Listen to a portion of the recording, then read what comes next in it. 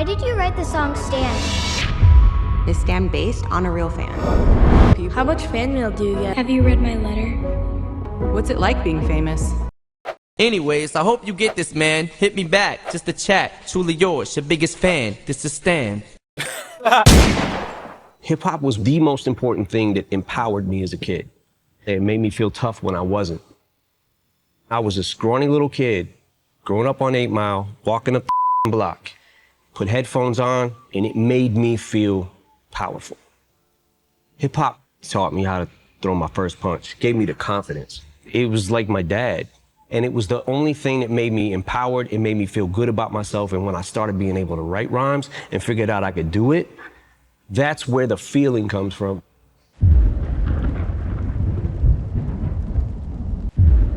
Why did you write the song Stan? Is Stan based on a real fan? Few songs in hip-hop history have left an impact as deep as Eminem's Stan. A song so powerful, it not only became part of music culture, but also introduced a new word into the dictionary.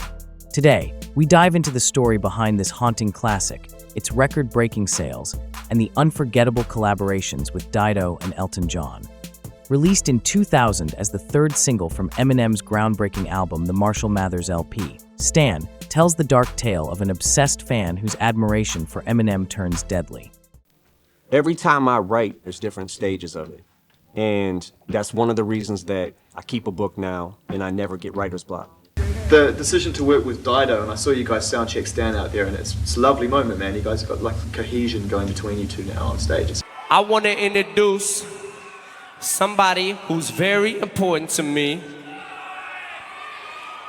A girl who is actually from here and helps me sing this song.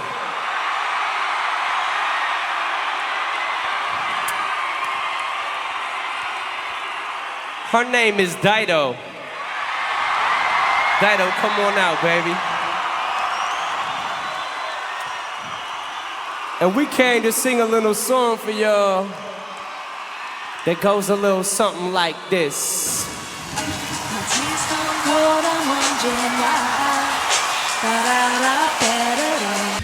Whose call was it to use Thank You? Well, I didn't know about the song, and what happened was Paul, my manager, he sent me a 45 King beat tape, and he was like, check it out, there's a couple of joints on here that I think you'll like. So I listened to it, and that was the second beat on the tape. It was just a loop of her singing. And when I heard it, I just instantly, it just clicked, and I called Paul, and I was like, yo, tell him I gotta have this beat, I gotta have this track. And we fought to get it, and we finally did get it, and then I still hadn't even met her yet. I did the song, I went in the studio, Mark sent me the reel, and I co-produced it, pretty much just arranged everything where it should go, and to follow along with the story or whatever. The haunting chorus of Stan comes from Dido's song, Thank You. Eminem heard the track and decided to sample it. My tea's gone cold, I'm wondering why I got out of bed at all. Giving Dido her first major exposure in the United States. The collaboration boosted both artists' careers, leading to increased sales of Dido's debut album, No Angel, which went on to sell over 30 million copies worldwide. Lyrically, Stan is a masterpiece of storytelling. It follows the increasingly desperate letters of a fan named Stan, who grows frustrated when he doesn't receive a reply from Eminem. His descent into madness ultimately leads to tragedy as he takes his own life and that of his pregnant girlfriend, played by singer Dido in the music video. Eminem has stated that Stan was meant to highlight the dangers of obsessive fandom and the pressure that comes with fame. The song resonated with millions, leading to Stan being officially added to the Oxford English Dictionary in 2017 as a term for an overzealous fan. Lupe Fiasco gave a guest lecture at MIT where he analyzed Eminem's song Stan as a powerful example of storytelling, fandom, and cultural impact in hip-hop. The song is about a fan who writes Eminem a letter. And he's writing this letter. Dear Marshall, right? He writes a letter in the first verse. Dear Slim, I wrote you, but you still ain't calling. I left my cell, my pager, and my home phone at the bottom. Then he goes and he writes a letter in the third verse. And the second verse, I apologize, right? Writes another letter to Eminem. This one's a little bit more kind of aggressive, you know, a little bit more, you know, you owe me something type vibe. Dear Slim, you still ain't called a roll. I hope you have a chance. I ain't mad. I just think it's up you don't answer fans. He does the third verse. Third verse isn't a letter, per se. It's a recording. And this Stan, this fan of Eminem, he's recording himself kidnapping, in true Eminem fashion, this guy, his girlfriend, and doing this weird kind of murder-suicide plot. And he's recording this thing to Eminem. And then at the end of the verse, of that third verse, he comes to the realization, like, we're gonna drive this car over this bridge. He's like, oh shit, how am I gonna send this out? Well, gotta go. I'm almost at the bridge now. Oh, I forgot. How am I supposed to send it out?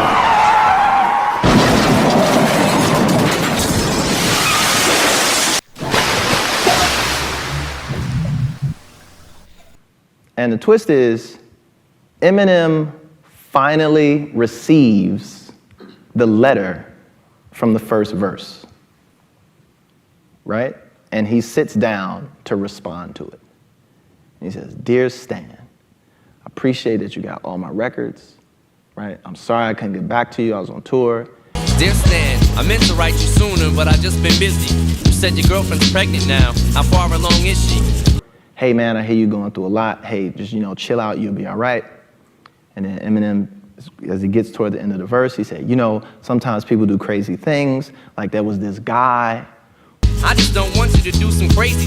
I seen this one on the news a couple weeks ago that made me sick. Who got upset, and he took his car with his girlfriend, and he drove it off a bridge into the water, and Eminem has the epiphany, like, oh shit, it was you.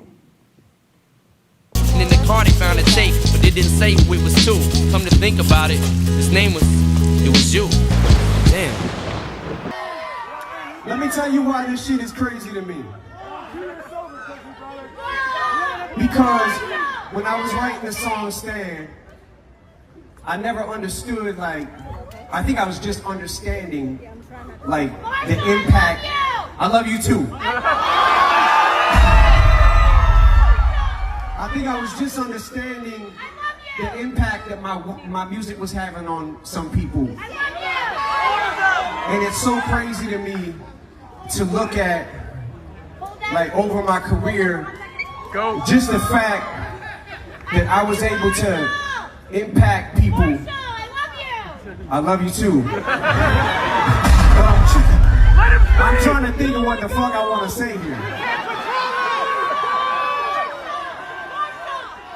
I just want to say, when I was writing this song, I love you too, God damn it, whoever sang it.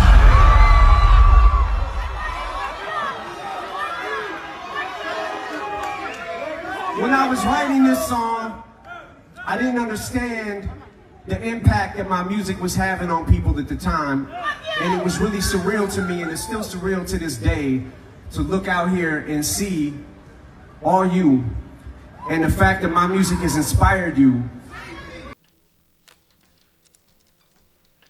I'm always able to go back in my book and have unlimited ideas.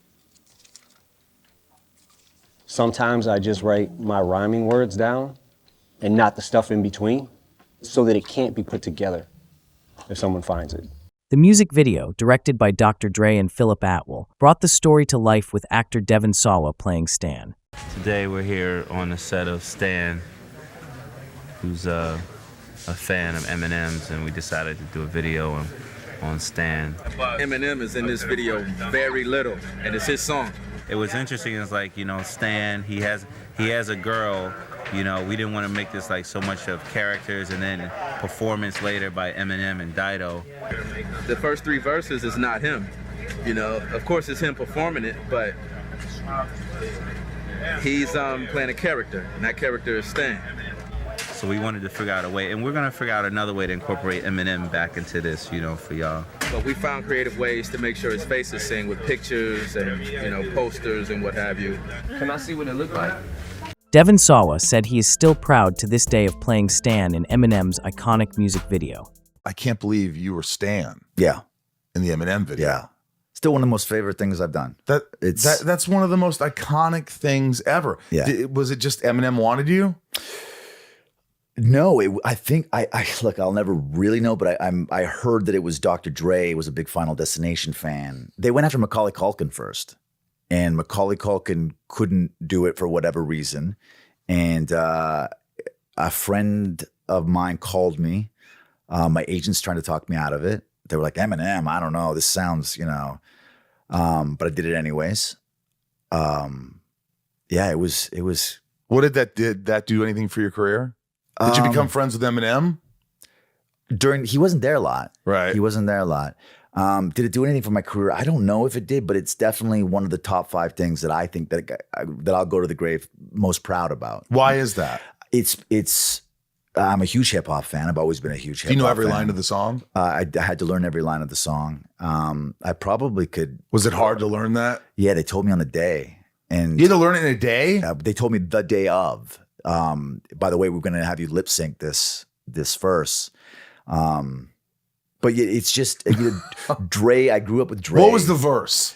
The last verse when I'm in the car. I'm not gonna sing it. You have to sing it. You know the words? It. Some of the words? I don't remember right now. All right, that's all right.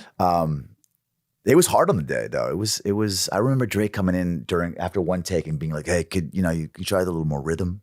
You know, you're a little off." I was like, "Oh, well, okay." Well, I just learned this. Yeah. Just got this, guys. I'm not a rapper.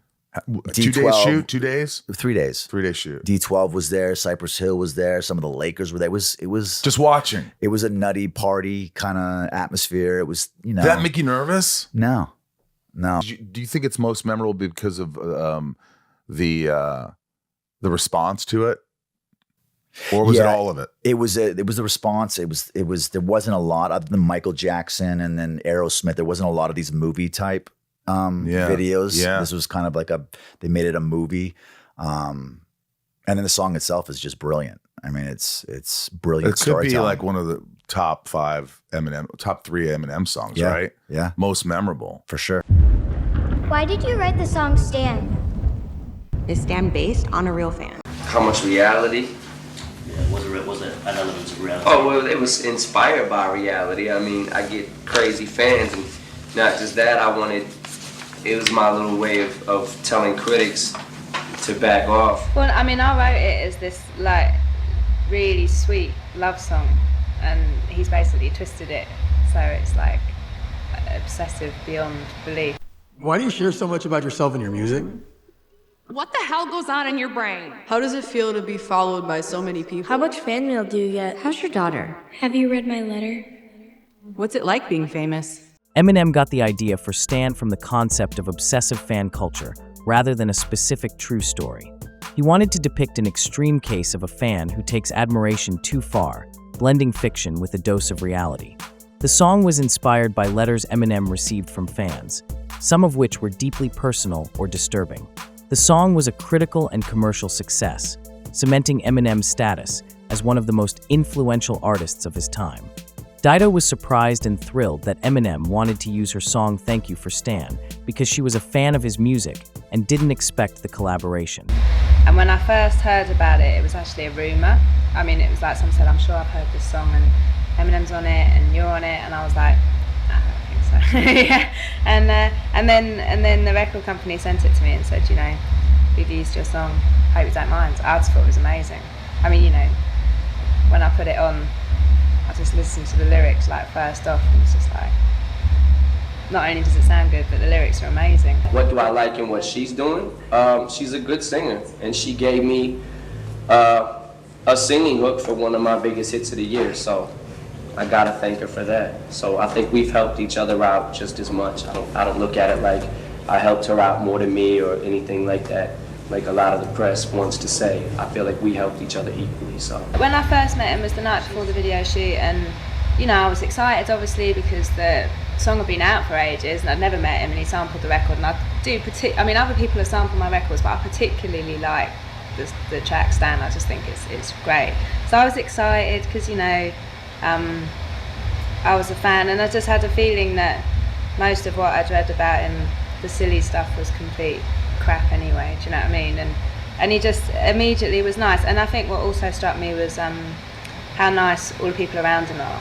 And then I didn't meet Dido until the video shoot, until she played Stan's girlfriend or whatever, and she was really cool. In an interview with LL Cool J, Eminem revealed that he got the inspiration to write Stan from fan letters and the idea of taking an obsessed fan's perspective to the extreme. When you would see, like, if you were walking outside the venue after a show, and then you saw some fans and you took some pictures and shit, there's always going to be somebody that you don't have a chance to get to. You know what I'm saying? And that was one of the things that I started seeing. It was my first experience really with it. It was like, what the f is this? Like, and people wanting me to sign shit. I don't get it. Like, it's a signature. Like, you know, I didn't understand it. And I think it was a combination of what I was going through at that time and experiencing fame for the first time and all that stuff. Like, I think that when I got that beat from Mark the 45 King, with the Dido hook on it, I was just like, but your picture on my wall.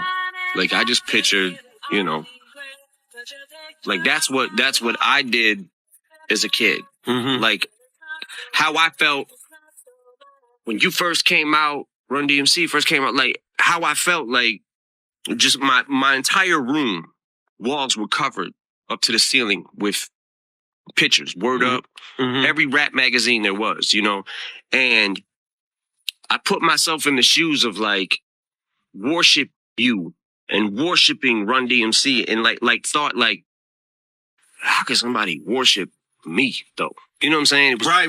weird to me. Like, Yeah. That's powerful. Yeah, that's powerful. You envisioned it. Yeah. So I basically just put myself in the fan shoes, and it's like it just made me think like your picture on my wall. Okay, so if a kid is a fan of rap, he's probably got pictures of, you know, rappers on his wall. At the 2001 Grammy Awards, Eminem and Elton John performed Stand together in a moment that shocked many, as Eminem was facing heavy criticism for his lyrics, which some considered homophobic. Elton, an openly gay music legend, defended Eminem, calling him a friend and praising his artistry. For me, Eminem was never homophobic. I mean, I listened to the whole of the Marshall Mathers album when I drove to a show in Southampton, and I was floored by it. And I thought, how can anyone think this is, you know, he's just writing about the way things are, not how he thinks, but the way things are. Their performance ended with a handshake and a hug, solidifying their mutual respect. After the Grammys, they remained close friends. And I did the Grammys with Marshall, and I became very big friends with Marshall. Elton later revealed that he became a mentor to Eminem, even helping him during his battle with addiction. When Eminem got sober, he turned to Elton for support, and the two continued to stay in touch over the years. I can't see it all, even if I could, it would all be great. But your picture on my wall, it reminds me that it's not so bad, not so bad. Stan was a commercial powerhouse. It sold over 1.5 million copies in the United States alone and was certified platinum by the RIA. In the UK, it became Eminem's second #1 hit, and worldwide, it remains one of his most streamed tracks. The song received widespread acclaim, ranking on Rolling Stone's list of the 500 greatest songs of all time. It won several awards, including Best International Artist Video at the MTV Video Music Awards. The term Stan is now widely used to describe passionate fans, proving the song's lasting influence. From its gripping storytelling to its cultural impact, Stan is more than just a song, it's a landmark in hip-hop history. What are your thoughts on Stan? Let us know in the comments, and don't forget to like and subscribe for more deep dives into Eminem's music history. London, make some noise for Dido, y'all.